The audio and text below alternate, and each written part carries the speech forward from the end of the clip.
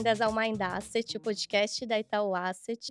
Eu sou a Clara, da equipe de comunicação, e o episódio de hoje faz parte dos conteúdos da terceira edição da Semana de ETFs da Itaú Asset. E o nosso tema aqui hoje é ETF e renda fixa. Como investir em renda fixa com ETFs, que são fundos de índice negociados em bolsa. Então, como é que esses dois mundos se conectam? E para isso, hoje eu conto com a presença de dois convidados especiais, que são o Arthur Carasso, que é Head de Global Private Investment Specialist aqui no Itaú Private Bank. Bem-vindo, Arthur. Obrigado pelo convite. Tô animado pro papo. Legal, você que já participou da primeira edição da nossa semana de ETFs, né?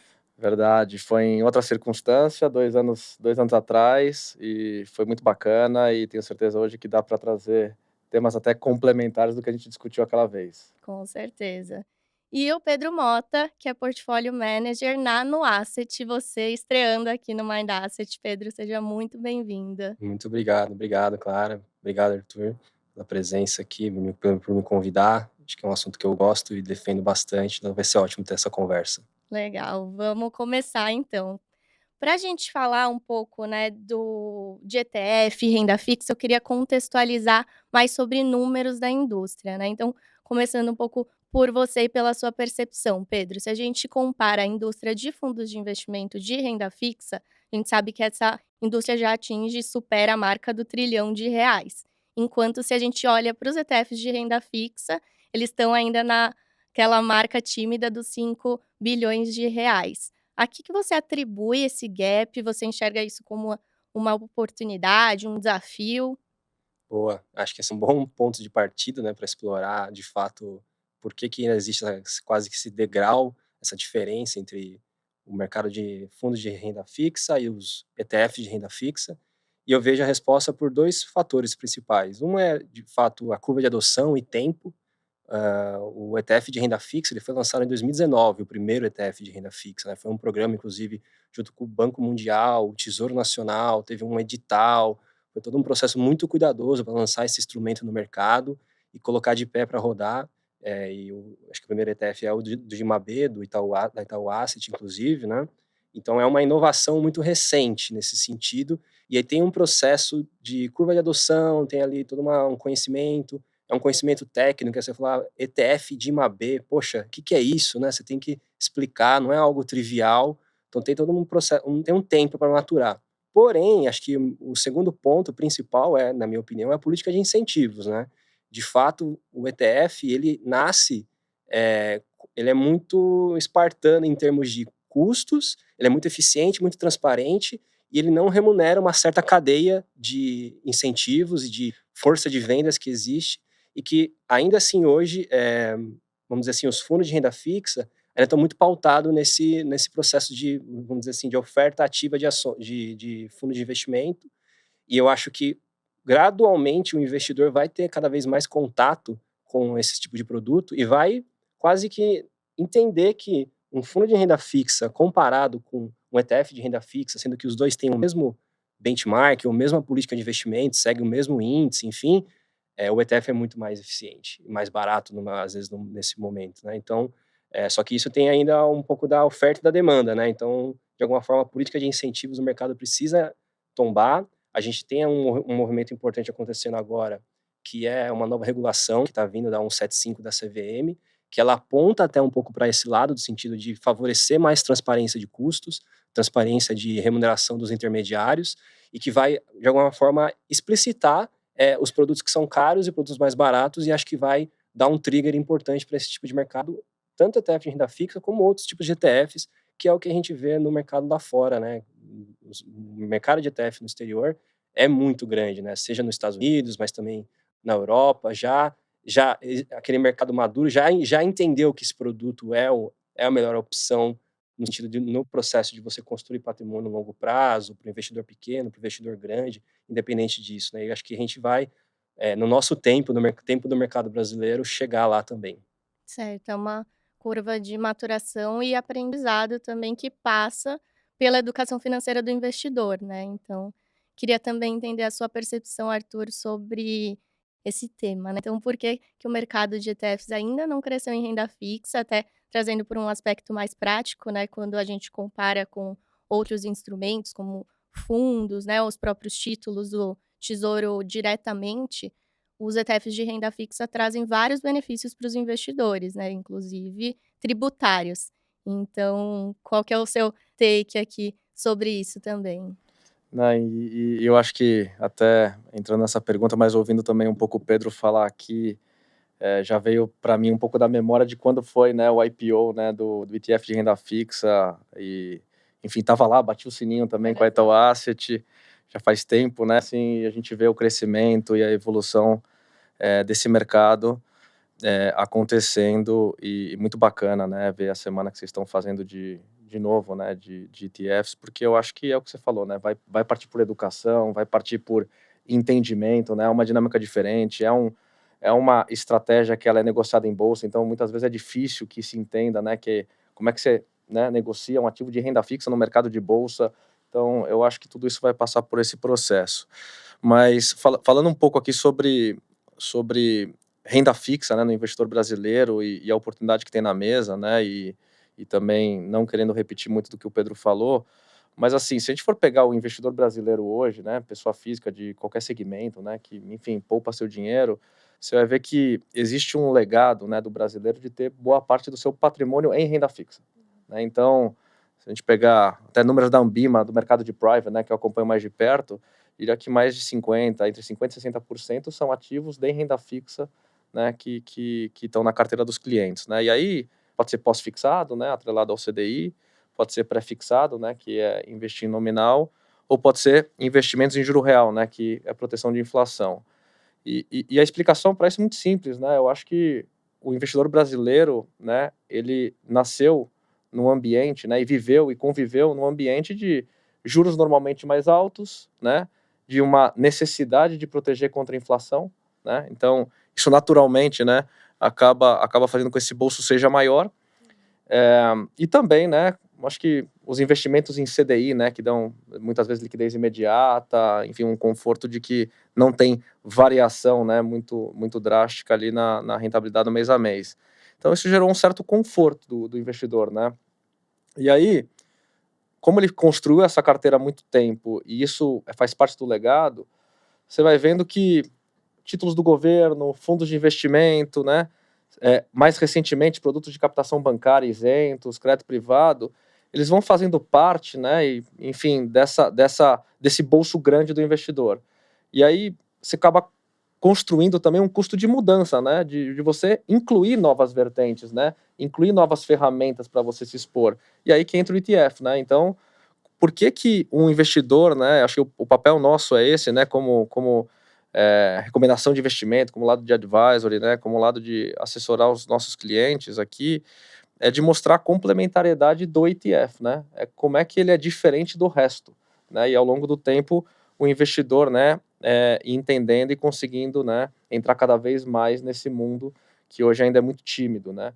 O desafio é esse custo de mudança, mas a oportunidade é justamente entender que é um bolso muito grande e que existe complementariedade. E aí, uma das complementariedades, dentre tantas que existem, é justamente a parte de tributação, né. Então, quando a gente esteve junto lá no IPO, né, do IMAB11, né, que foi o primeiro de juro real aqui de renda fixa, muito do que a gente falava com os clientes, ela vinha do lado de não ter come cotas, né, de você diminuir seu risco do reinvestimento, uma vez que você sempre está reinvestindo dentro do ETF, né, o fluxo, então você acaba eliminando ou diminuindo esse risco, né, a questão do IOF, enfim, dentre tantos outros, né, mas entrando aí, obviamente no tributário, né, você acaba entrando na alíquota de 15 por ser um ETF.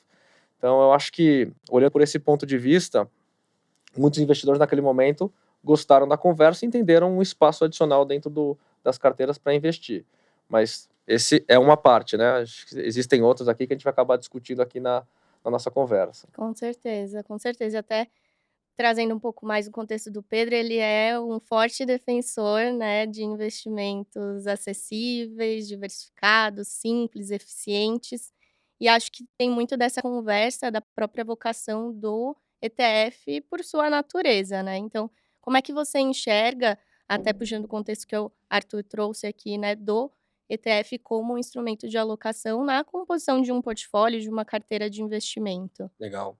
Eu lembro acho que foi um estudo da própria Itaú Asset que soltaram esse ano, fazendo uma comparação do ETF de IMAB, IMAB 5+, na verdade, IMAB 5+, que é um de juros mais longos, juros reais mais longos, com um fundo 555 tradicional, também de IMAB 5+. Se você investisse em 20 anos nesse fundo, comparado com o ETF, só pelo fator come cotas, você teria perdido, a rentabilidade do ETF seria quase 1000%, mais ou menos, e o fundo 700%.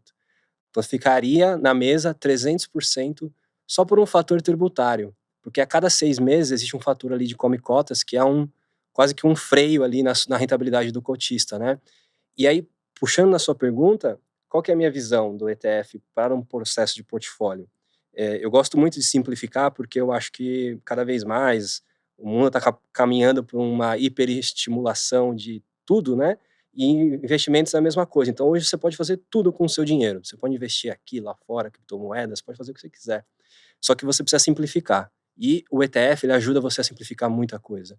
Eles são vários tijolinhos que você consegue encaixar para montar o seu pacote, montar o seu portfólio, construir seu patrimônio no tempo e conseguir carregar esse dinheiro no tempo de forma muito barata, simples, rentável e que provavelmente futuramente você vai conseguir alcançar seu objetivo, seja de liberdade financeira, comprar alguma coisa, investir, enfim, se aposentar. E o ETF, eu acho que ele dá muito poder para o investidor nesse sentido, porque ele consegue quase que garantir para o investidor que ele sabe o que ele está comprando lá dentro. Ele tem ali uma carteira aberta, né? Então, no caso do ETF de renda fixa, você consegue ver ali os seus ativos lá dentro. Você sabe que tem dentro do ETF, por exemplo, de IMAB, tem ali uma NTNB 2055 que composta em todas as outras. Você tem uma duration de 10 anos, no caso do IMAB 5+, no caso, e que aquilo ali tem um nível de risco tal que você vai conseguir, composto no seu portfólio, objetivar um retorno esperado de tanto, né? E aí fica muito simples você pilotar esse seu portfólio e conseguir alcançar o seu objetivo, que é fazer o seu capital se valorizar, né? E aí, então, eu vejo muito nesse sentido de quanto mais o investidor ter como se fosse uma cultura de portfólio mesmo, de você olhar o seu portfólio como um todo, com certeza o Arthur olha muito isso lá no private, mas essa cultura descer cada vez mais para o varejo, para todos os outros tipos de segmentos de investidores, né? Isso é muito positivo, porque você consegue ter mais controle do seu dinheiro, você consegue diminuir o seu grau de ansiedade e ter mais certeza de onde você quer chegar. E aí os ETFs, eles são umbilicalmente ligados a esse tipo de filosofia, né?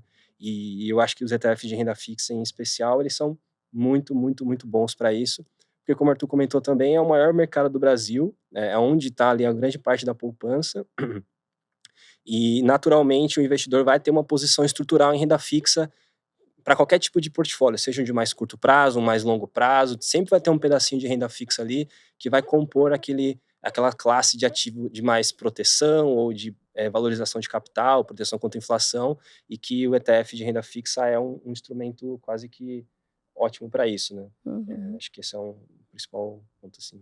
Sim, e na prática, o Itaú Private Bank já recomenda ETFs de renda fixa há mais de 3 anos, né. Então, como é que funciona mesmo essa construção e alocação dentro da recomendação de investimento, Arthur?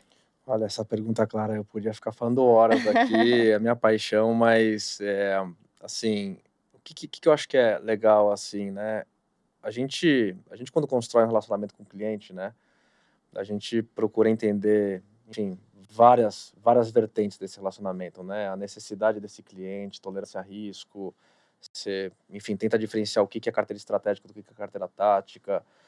A gente tem também necessidade de liquidez muitas vezes para levar em perspectiva. Então, assim, não existe um único produto, né, que acaba sendo razoável para todos os clientes, né. Você tem que às vezes pensar nas melhores composições que reflitam, né, todas essas vertentes e muitas mais outras, né, que estão disponíveis aí no relacionamento. E como é que a gente foi entendendo o ETF ali como complementariedade, né? Eu acho que a primeira, né, é que, assim, das grandes fortalezas de você construir um relacionamento de longo prazo com o cliente é você ter disciplina, né? Eu acho que a gente acredita muito menos no timing de mercado, de você fazer as coisas, e muito mais na sua capacidade de construir robustez no processo de investimento. Até porque boa parte do patrimônio desses clientes são, né, para um longo prazo, né, não são para estruturas de curto prazo. E o ETF, de um lado, ele te dá disciplina. Por quê? Porque você sempre está reinvestindo numa duration constante, né?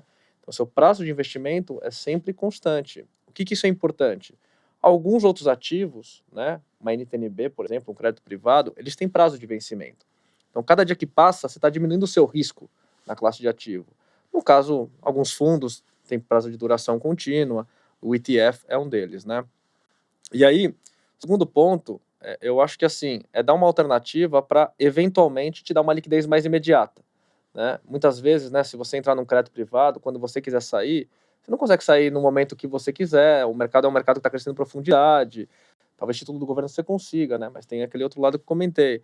O ETF, ele consegue te dar liquidez imediata em bolsa, né? Então, como é um ativo negociado em bolsa, né, tá ganhando proporção, tá ganhando liquidez diária, né, e isso permite que você consiga sair e entrar com muita facilidade, né, acaba sendo também um instrumento que muitas vezes pode ser utilizado para oportunidade tática, né? Então eu ir lá, entro no mercado de bolsa, compro o ETF, no momento que eu quiser sair, né, você não tem prejuízo ali de regressiva, etc. Você entra na alíquota de 15% por qualquer prazo que você fique, então ele acaba entrando também como uma complementariedade ou até uma alternativa que funcione, né, para alocação tática. Então, assim, a gente foi meio que construindo um modelo de alocação que não daria uma única ferramenta para juro real. É meio que uma construção de um blend, né, de um grupo de ferramentas para dar essa exposição. E aí, como eu comentei, usar o ETF da forma certa para o cliente certo.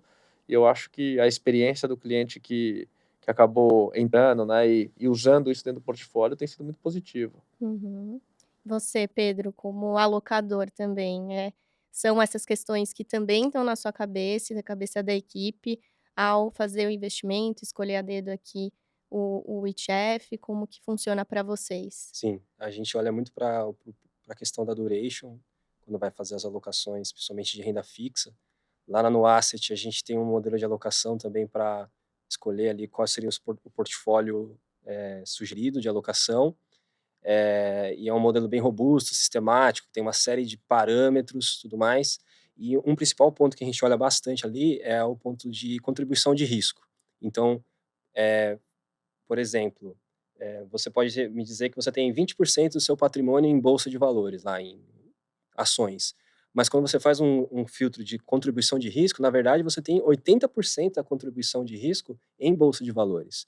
Porque a classe de ativo, bolsa de valores, contribui muito mais para o seu orçamento de risco do que só os 20% do financeiro que ela possui. E aí, quando você olha especificamente para os ETFs de renda fixa, né, e a contribuição da renda fixa no portfólio, a duration, que é o prazo de vencimento desses ETFs, faz muita diferença. Então, quando você olha a contribuição de risco, por exemplo, do ETF de uma B5, que é o mais curto, ela é muito menor do que uma B5+. Só pelo fato de você ter mais duration, ele domina muito mais o risco do portfólio.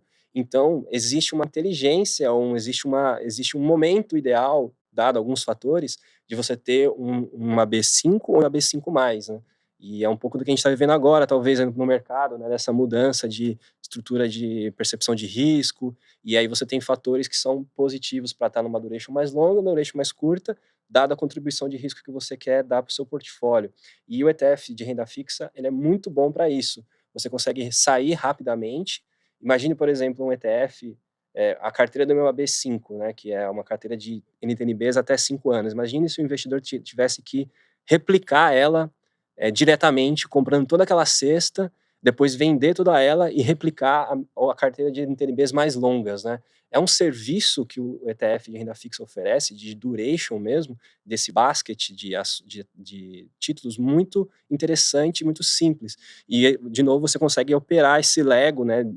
Essas peças que se mexem dentro do portfólio com muito mais facilidade e liquidez e segurança para, obviamente, ter um portfólio mais eficiente, seja protegendo nas quedas ou buscando um pouco mais de alta no período que você entende que é melhor. Uhum, traz muito mais agilidade, né. E aí, aproveitando que você trouxe esse ponto, eu queria entrar um pouco mais no cenário, né. Então, inevitavelmente, a gente está discutindo agora o começo do ciclo de queda de juros no Brasil. E um dos temas que mais geram dúvidas nos investidores também é a marcação ao mercado dos títulos de renda fixa e que, obviamente, dentro dos ETFs a gente tem esse mesmo fenômeno acontecendo, né. Agora a minha dúvida é, como é que tá o view de vocês para esse momento e dentro dessas questões de agilidade, dinâmica, como que vocês enxergam a alocação atualmente? Tá na hora de ser mais arrojado, não? Como que tá a cabeça de vocês? Quem quer começar aqui? Vamos nessa? Tá bom, deixou uma difícil para mim ali, É. né, já pegou todas as outras difíceis, tá justo.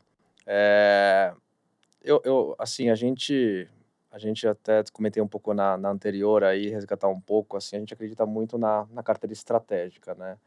E hoje, né, pensando em juro real, né, que eu acho que é o grande, né, ativo de risco do portfólio de renda fixa, a gente tem uma carteira estratégica que ela é relevante em juro real, né. Então o que a gente ao longo do tempo veio construindo, é basicamente, na média dos nossos clientes, né, a gente recomenda praticamente 20% em alocação de juro real de 10 anos. E acho que o investidor nos últimos anos, né, por toda a circunstância de alta de taxa de juros no Brasil, no mundo, né, acho que o fenômeno não foi só aqui, né, o problema inflacionário aconteceu no mundo inteiro pós-pandemia, né, e acho que todos os bancos centrais tiveram que fazer um trabalho duro de fazer essa taxa de juros subir, ancorar de novo a expectativa de inflação. Alguns tiveram que fazer mais, alguns menos, ainda alguns nem terminaram, né, e o processo brasileiro indica que a gente deve ter um próximo movimento, né, quando houver um movimento que vai ser para baixo, né, acho que a inflação está mais ancorada, né, olhando para frente, acho que a dinâmica de aperto monetário, de novo, aconteceu no mundo todo, e aqui não foi diferente, né, e acho que a intensidade no Brasil sempre é maior, né, para o bem e para o mal, né, então eu acho que tem um pouco dessa dinâmica. E aí o investidor, por natureza, no momento de aversão a risco, é natural que ele comece a migrar seus investimentos para o CDI, né? Quando você tem um momento de estabilidade, o CDI acaba sendo na cabeça do investidor o porto seguro, né? E isso aconteceu, então a gente já está e já vem num processo desde o início do ano de ir migrando, né, os investidores da carteira CDI para a carteira de diversificação em renda fixa, né? Principalmente, né? Que é pré-fixado e com mais intensidade, muito mais intensidade no juro real. Já vem acontecendo esse processo, eu acho que quando os juros começar a cair, é muito rápida a reprecificação das outras classes de ativo, né, então não adianta esperar os juros cair para você fazer a diversificação, o prêmio de risco já se muda automaticamente, né. A cabeça do banco não é de uma queda de juros muito drástica, mas algo mais equilibrado, né, alguns lugares caindo 200 pontos base, né, em diferentes reuniões, 250, 300, mas não se imagina que a gente venha no curto prazo a uma taxa de juros como a gente já chegou a bater, né, nos momentos aí de menor taxa de juros, mas acho que a nossa cabeça está sendo muito mais de migração contínua para diversificação em renda fixa, né. Hoje, né, taticamente, a gente tem uma posição já de 2 meses para cá sobrealocada em juro real, né, em detrimento de pré-fixado. Certo. E você, Pedro, concorda? Discorda Não, eu parcialmente? concordo e concordo muito com a frase Hum. anterior do Arthur de a gente acredita muito na consistência do estratégico. Dentro da Nuasset, a gente tem uma família de portfólio de alocação, são 3 fundos, eles seguem um asset allocation estratégico, que são uma diversificação em diversos mercados, e a gente é bem, vamos dizer assim, criterioso e disciplinado para manter o asset allocation estratégico, né. O que que é esse termo, asset allocation estratégico?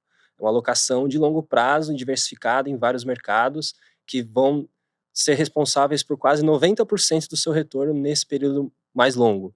Porém, existe de fato movimentos táticos, mais de curto prazo, ainda mais falando de Brasil, quando você olha a história recente, a gente saiu de uma Selic de 2 foi para 14, agora está falando para 9, tudo isso no intervalo de 3 anos, né? Então, de novo, o ponto da gestão de duration aí parece ser algo bem relevante na contribuição de risco dos portfólios, e você precisa olhar isso de forma muito apartado, né, do portfólio em si. Você tem a diversificação das classes de ativos e você pode olhar a gestão da duration como se fosse quase um segundo modelo de que você pilota essa duration, né. E aí o que a gente faz lá, a gente já tem um algoritmo que faz o que a gente chama de regime de mercado. A gente olha mais ou menos desde 2006, todo o regime de mercado que aconteceu no Brasil relacionado à curva de juros, no sentido de padrões de oscilação de preço, né? É muito no que a gente olha nesse sentido. E a gente já vem notando desde de meados de outubro do ano passado que o regime de mercado já havia mudado, né? Você teve um contexto ali de eleições que trouxe bastante ruído para a curva de juros, teve bastante vol ali no período de novembro, mais ou menos ano passado, mas quando você olha um pouco mais dos números e olha mais o padrão de regime de mercado, desde outubro do ano passado ali você já tinha uma fagulha de propensão à tomada de risco em que você já tinha até um processo de corte de juros na curva, né? Então a gente já veio aumentando as duration lá desde aquela época, hoje a gente tem uma posição também em duration de 10 anos de juro real e um pouco de pré-fixado também, mas como a gente olha o portfólio como um todo, quando a gente faz esse tilt a mais em duration, a gente toma um pouco mais de dólar para fazer o hedge ali na descorrelação dos ativos e poder também navegar com maior conforto dentro desse cenário, sempre primando pelo asset allocation estratégico que vai nos levar ali num portfólio ótimo, minimizando o custo e olhando todas essas relações. Então é mais ou menos esse cenário, e acho que para o investidor que está escutando a gente, né, eu acho que esse cenário de corte de juros ele vai naturalmente trazer a valorização dos ativos de risco, todos os bolsa de valores e tudo mais, e o papel, acho que na minha opinião, é o investidor tentar se afastar vamos dizer assim, dessa euforia que provavelmente pode vir, e olhar sempre o portfólio como um todo, né? Poxa, se você tinha um monte de CDI na sua carteira agora, né, você não vai ter só 3% de CDI, você não vai ficar mudando tanto a sua carteira dado o contexto, né?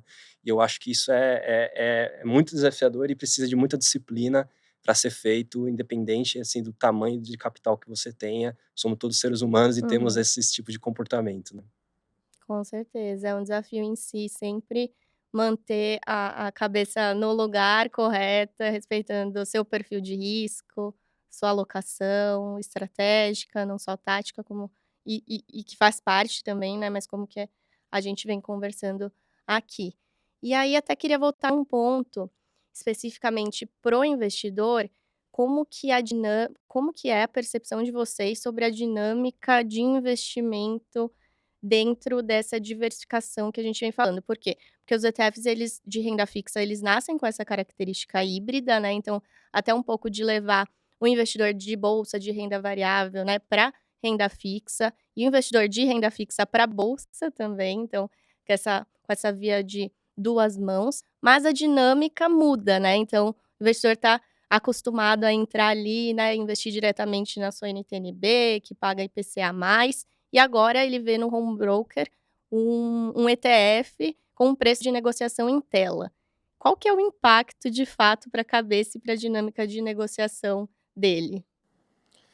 Olha, esse é um assunto bacana, porque eu lembro, né, e quando começou a distribuir o primeiro ETF de IMAB, que a gente vai aprendendo, né, e eu lembro que uma dos principais feedbacks que a gente recebia do cliente é: "Eu estou comprando uma cota aqui, mas eu não sei qual que é o yield, né, eu não sei qual que é a taxa que eu estou comprando".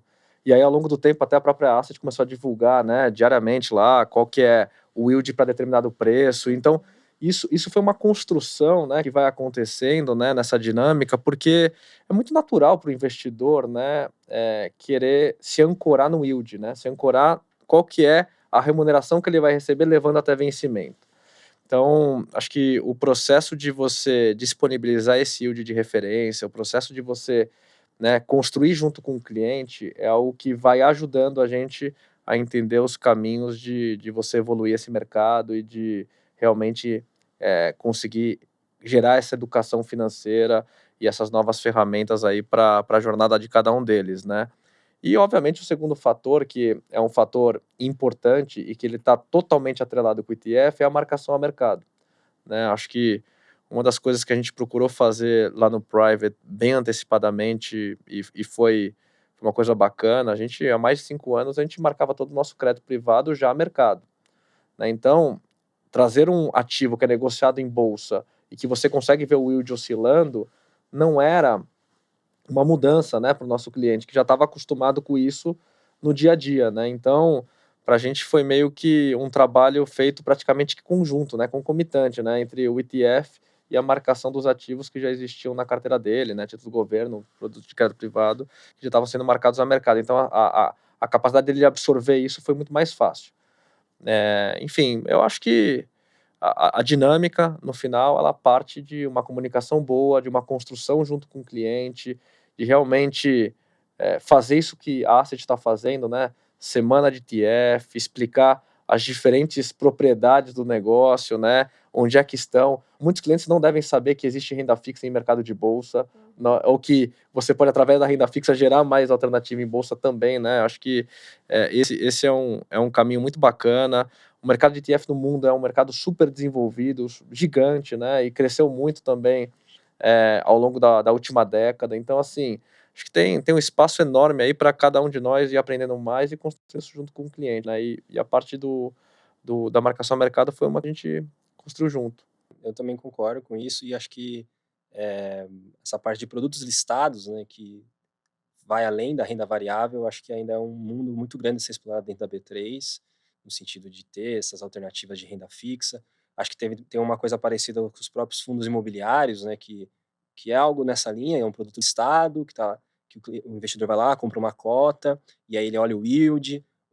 O ETF de renda fixa, ele tem algo dessa propriedade e vai além, porque na minha opinião, ainda não é muito claro para a maioria dos investidores, né, toda aquela sopa de letrinha dos títulos públicos, né? Vamos combinar que, poxa, LFT, NTNF, NTNB, sabe? É todo um negócio, um dialeto que a gente entende, mas as pessoas, elas não têm esse traquejo e não entendem. Mas é bom 2026, bom 2055, né? Com Tudo isso cupom, não. é pouco, é muito. Aí eu coloquei agora na 2055, passou 6 meses, é 2055 de novo, é a mais curta, sabe? Você tem toda uma dor e uma fricção envolvida nisso, que na minha opinião o ETF ele resolve muito isso, né? Nesse pacote que a gente comentou, que ele oferece para o investidor, de poxa, eu vou comprar aqui uma carteira de NTNBs, que vão sendo rebalanceadas, tem uma duração alvo de 10 anos, não, eu quero agora uma de 5 anos, isso facilita e libera tempo para o investidor pensar em outras coisas e ter ali, né, a certeza de que o dinheiro dele está bem alocado.